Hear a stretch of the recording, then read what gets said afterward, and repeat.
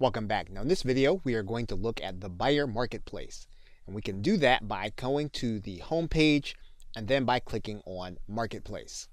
Now the most important aspect of the marketplace menu for you as a seller is going to be the alerts tab. Now you'll notice that these marketplace alerts are sent to you at the email address that you specified in your profile. What you'll also see on the right side menu is of most importance. You'll see that there is a list of most followed vendors as well as most followed keywords.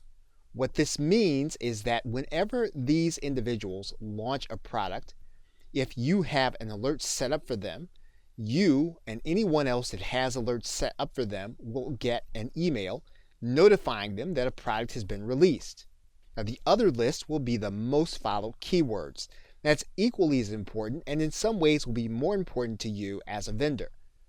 These are keywords specified by individuals that have purchased products from WarriorPlus, and they've said anytime that there is a product launched with this as a keyword, they want to receive notification. You'll see that there are 10 keywords that have the top number of individuals wanting those product notifications.